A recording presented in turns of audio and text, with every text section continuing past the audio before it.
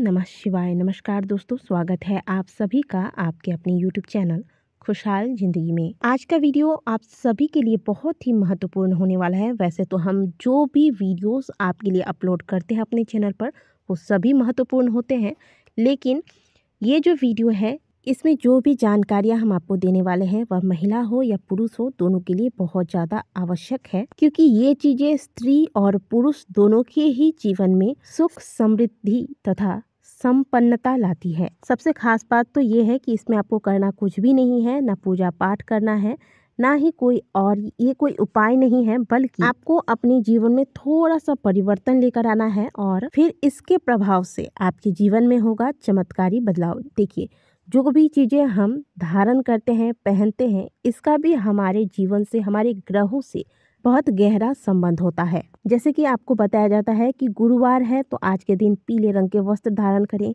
पीले रंग का चंदन या फिर आप हल्दी का तिलक लगाएं। मंगलवार है तो लाल रंग के वस्त्र धारण करें। शुक्रवार का दिन है तो शुक्र ग्रह को मजबूत करने के लिए, माता लक्ष्मी की कृपा प्राप्त करने के लिए इत्र का प्रयोग करें। ये चीजें आपको इसलिए बताई जाती हैं कि इन सभी का कनेक्शन आपके ग्रहों से है, और जब कुंडली में ग्रह मजबूत होते हैं तो आपके जीवन में सुख, समृद्धि तथा संपन्नता आती है। ठीक इसी प्रकार से 5 ऐसी चीजें बताने वाली हूँ जिन्हें महिलाएं अगर धारण करती हैं तो हमारे शास्त्रों में ऐसा वर्णन आता है कि तो वो पुत्र पौत्र से संपन्न रहती हैं। देखिए, महिलाओं के सुखी रहने के पीछे केवल धन संपत्ति ही नहीं होती है।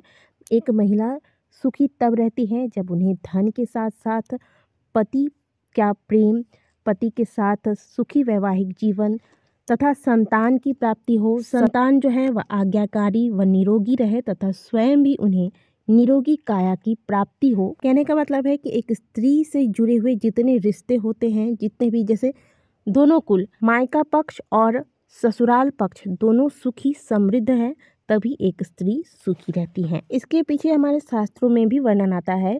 जैसा कि नारद पुराण में वर्णन आता है, एक बार नारद जी माता लक्ष्मी से पूछते हैं कि महिलाएं सौभाग्यवती कैसे होती हैं।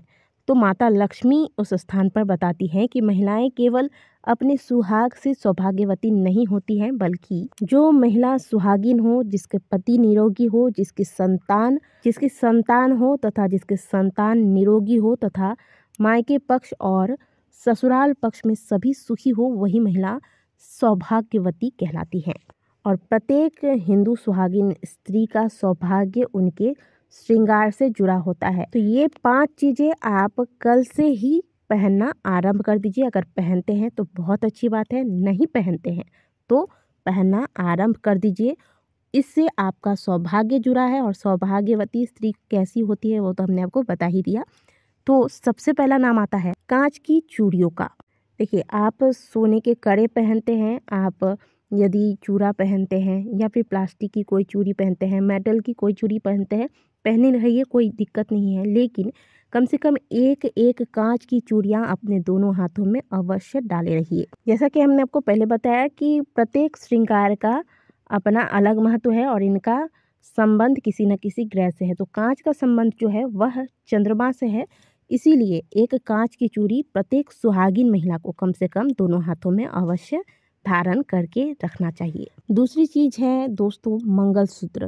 देखिए, आजकल हर शादी विवाह में मंगलसूत्र अवश्य चढ़ाया जाता है, जो भी दुल्हन है उन्हें, लेकिन पहले के समय में मंगलसूत्र जो है वह बहुत कम इस्तेमाल किए जाते थे।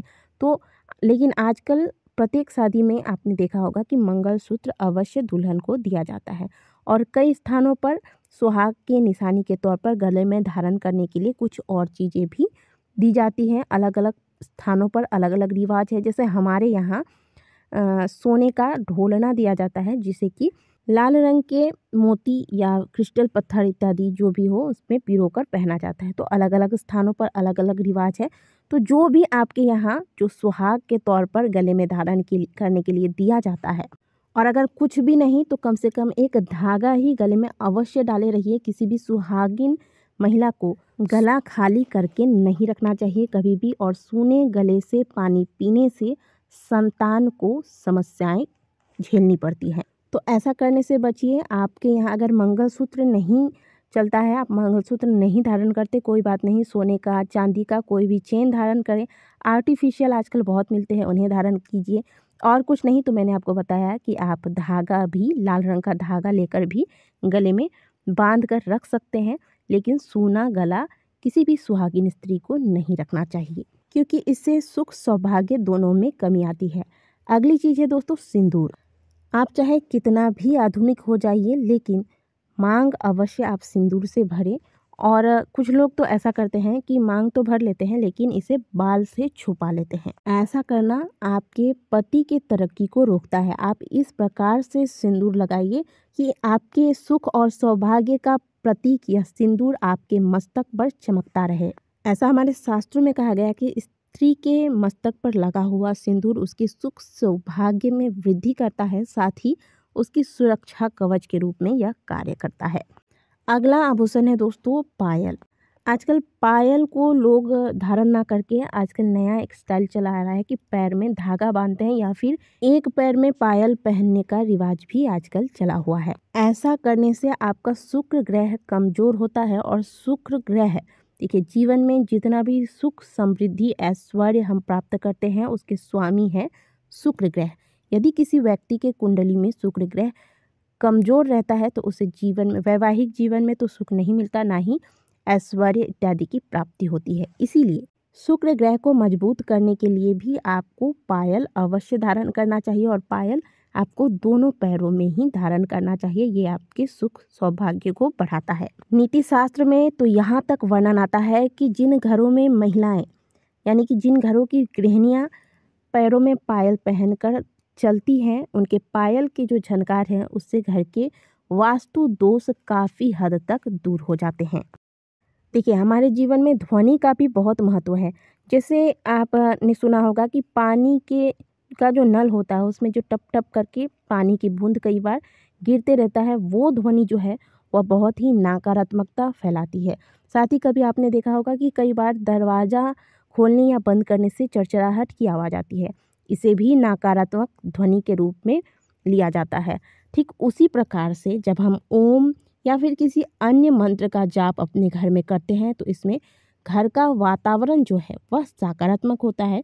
और उसी प्रकार से पायल के संबंध में भी जब कहें कि घर की गृहिणियां जब पायल धारण करके घर में चलती हैं, घर के कार्य करती हैं, तो उस पायल की ध्वनि से घर के नकारात्मक ऊर्जाएं समाप्त होती हैं, घर की वास्तु दोष काफ़ी हद तक मिटते हैं। अब पायल आप चाहे कितना भी स्टाइलिश तरीके से बना लीजिए, आप चाहे तो एकदम आपको ज़्यादा नहीं भारी पहनना है, आप पतली सी पायल बना लीजिए।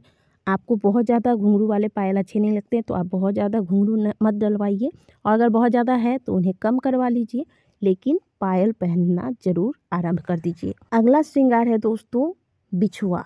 अगली चीज़ है दोस्तों बिछुआ। देखिए, कई जगहों पे देखा जाता है ना कि इन चीज़ों को, जैसे कि चूड़ी हुई, पायल हो गया, गले का आप जो भी पहनते हैं, या फिर बिछुआ हो गया, इन्हें ना कोई खुजली का बहाना या एलर्जी का बहाना करके इन्हें स्त्रियां खोल कर उतार कर रख देती हैं।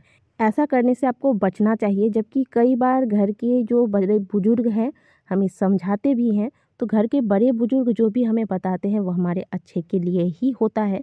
इन्हें आपको अवश्य मानना चाहिए, क्योंकि एक तो आपके ग्रह इससे मजबूत होते हैं, साथ ही आपकी सुख समृद्धि में वृद्धि होती है। देखिए, यदि आपके ग्रह मजबूत होते हैं तो आपके भाग्य से आपको सुख समृद्धि की प्राप्ति होगी, और आपके सुख समृद्धि जो आपको प्राप्त होती है उससे पूरा परिवार फलेगा फूलेगा। और कहते हैं ना कि एक सुखी परिवार के पीछे, एक सफल इंसान के पीछे सदैव एक स्त्री का हाथ होता है।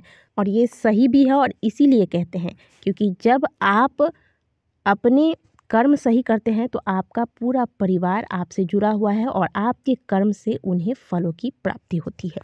तो आशा करते हैं कि आज की दी गई जानकारी आपको अच्छी लगी होगी और आप इसका लाभ उठाएंगे। आप इन बातों को अवश्य अपने जीवन में अपनाएंगे। दी गई जानकारी अच्छी लगी है तो वीडियो को लाइक ज़रूर कीजिएगा। कमेंट बॉक्स में हर हर महादेव अवश्य लिखिएगा। मिलते हैं आपसे अगली वीडियो में, तब तक के लिए ओम नमः शिवाय, हर हर महादेव।